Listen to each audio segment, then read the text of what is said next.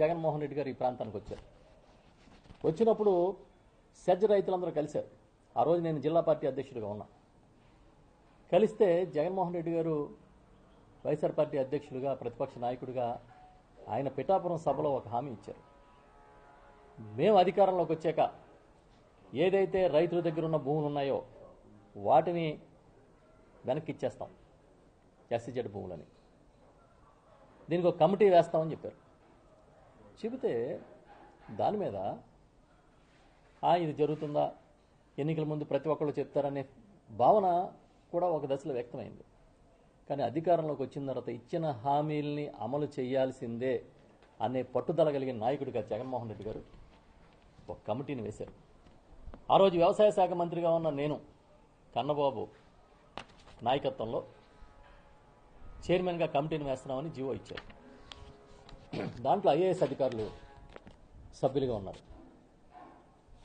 వీళ్లతో పాటు జిల్లా కలెక్టర్ కన్వీనర్గా ఉన్నారు. దీని మీద విధి విధానాలు ఎలా ఖరారు చేయాలి, ఎలాంటి సిఫార్సులు ఇవ్వాలనే సుదీర్ఘమైన కసరత్తు జరిగింది. కాకినాడ కలెక్టరేట్లోను, రాజమండ్రిలోను, సచివాలయంలోను, వెలగపూడి సచివాలయంలోను పలు దఫాలుగా రైతులతో పెద్ద పెద్ద సమావేశాలను ఆర్గనైజ్ చేశాం.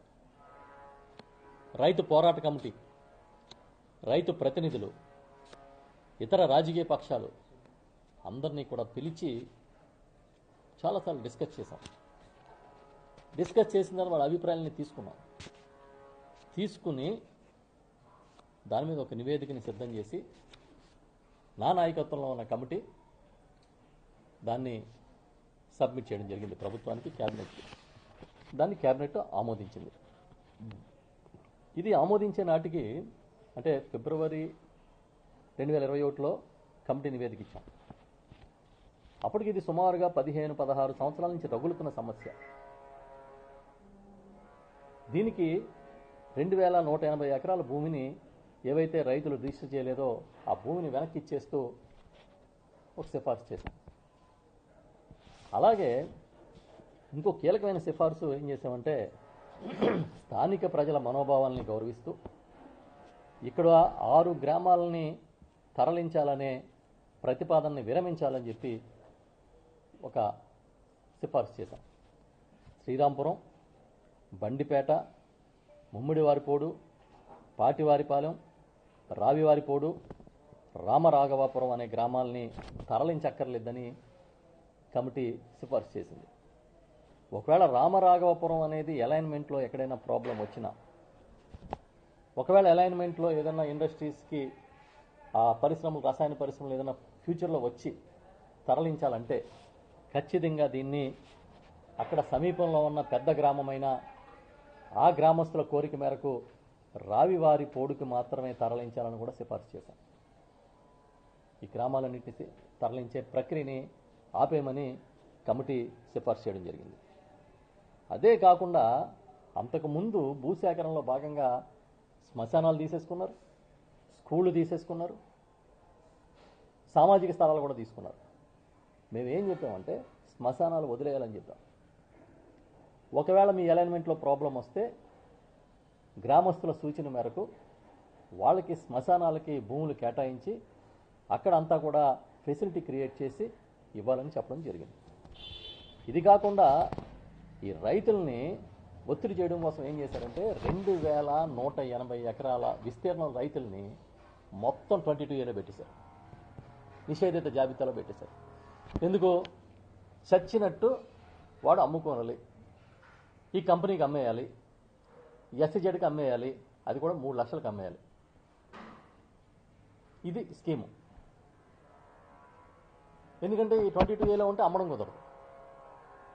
దాని మీద ముందు 22Aలోంచి తీసేమన్నాం. ఎందుకంటే భూములు రైతువి, అది రిజిస్టర్ చేయలే, ఓన్లీ నోటిఫికేషన్లో ఉన్నాయి అంతే. కాబట్టి తీసేయమని చెప్పి నిషేధిత జాబితాలోంచి తీసేయమని చెప్పాం. అది కాకుండా ఏవైతే ఎస్సీజెడ్ పోరాటాల్లో రైతుల మీద పెట్టారో కేసులు, వాటన్నిటిని కూడా ఎత్తేయాలని చెప్పి ఆ రోజు సిఫారసు చేశాం.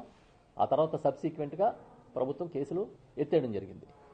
1-2 కేసులు ఇంకా ఆ రోజుకి ఉన్న టెక్నికల్ ఇష్యూస్లో కోర్టులో అప్పటికే ఫైనల్ హీరింగ్కి వచ్చి ఉండడం వల్ల అది జరగలే.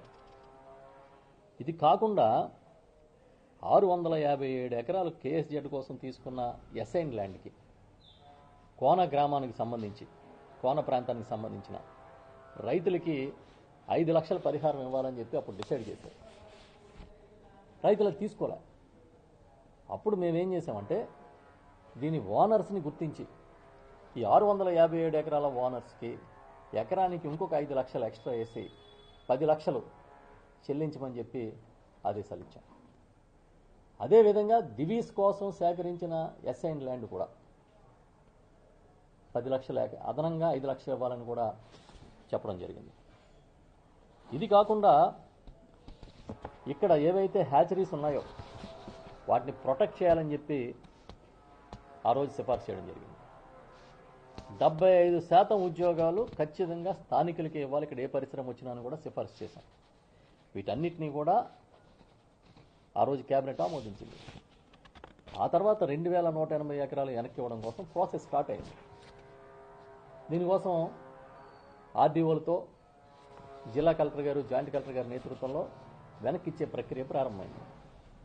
దీనికి ఎస్సీజెడ్ అనేది కేంద్ర ప్రభుత్వం నోటిఫికేషన్లో ఉంటుంది కాబట్టి అక్కడి నుంచి భూముల్ని రిలీజ్ చేయాల్సిన ఏదైతే ఆ నోటిఫికేషన్ ఉంటుందో దాన్ని డీనోటిఫై చేయాల్సిన అవసరం ఉందనే భావనతో అధికారులు ఇన్ఫ్రాస్ట్రక్చర్ ఏపీఐసి అంటే ఆ పరిశ్రమల శాఖ అధికారులు కేంద్రంతో సంప్రదించి భూములన్నింటినీ సర్వే నెంబర్ల వారీగా విడుదల చేయించడం ప్రారంభించారు.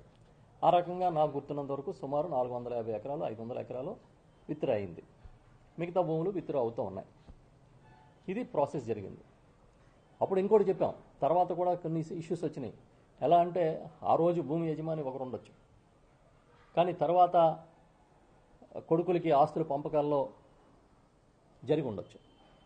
ఆ ప్రకారం ఒకవేళ లీగల్ హెయిర్కి ఎవరైనా అసలు హక్కుదారు లేకుండా లీగల్ హెయిర్ ఉంటే వాళ్ళకు కూడా వితౌట్ రిజిస్ట్రేషన్ ఛార్జెస్ రిజిస్ట్రేషన్ చేయమని చెప్పాం మొత్తం ఈ భూములన్నీ కూడా. ఇది మేము సిఫార్సు చేసిన విషయం. కానీ వాళ్ళు ఈనాడులో ఏం రాశారంటే కన్నబాబు కమిటీ పేరిట రైతులకు మోసం అని రాశారు. ఇప్పుడు ఈ కమిటీ చేసిన మోసం ఏంటో నాకు అర్థం కాలే, ఈ ప్రభుత్వం చేసిన మోసం ఏంటో అర్థం కాలేదు. రాస్తూ దాంట్లో ఏం రాశారంటే ప్రధానంగా ఏవైతే విడుదల చేసిన భూములు ఉన్నాయో దాన్ని కొంతమంది కొనుగోలు చేశారు. అందులో అప్పటి తుని శాసనసభ్యుడు దాడిశెట్టి రాజా గారు కూడా కొనుగోలు చేశారు. ఇంకా పిఠాపురం నాయకులు కూడా కొనుగోలు చేశారు. ఇంచుమించు 70 ఎకరాలు కొనుగోలు చేసి ఉంటారు అని మాకు సమాచారం ఉందని కొన్ని డాక్యుమెంట్స్ కూడా ప్రచురించారు.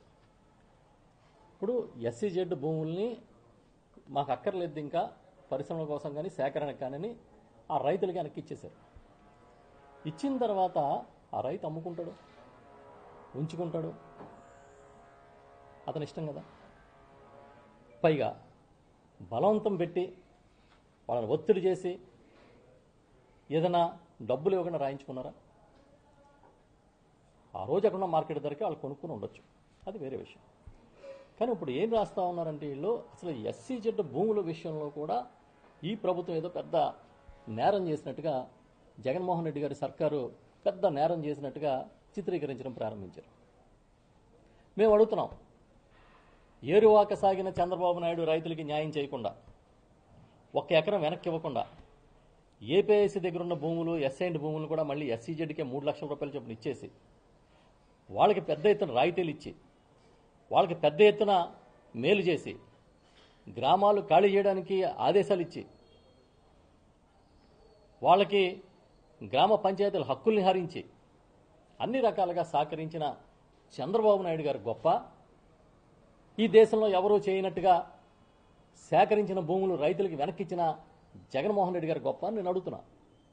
ఎవరు గొప్ప అంటే మీరు రాసిందల్లా ప్రజలను నమ్మి గత ప్రభుత్వం చాలా దుర్మార్గాలు చేసినట్టుగా భావించాలని, చంద్రబాబు నాయుడు గారు చాలా పునీతుడిగా ప్రజలందరూ అనుకోవాలని చేస్తున్న కుట్రే కదా ఇది, పచ్చి కుట్ర కాదా?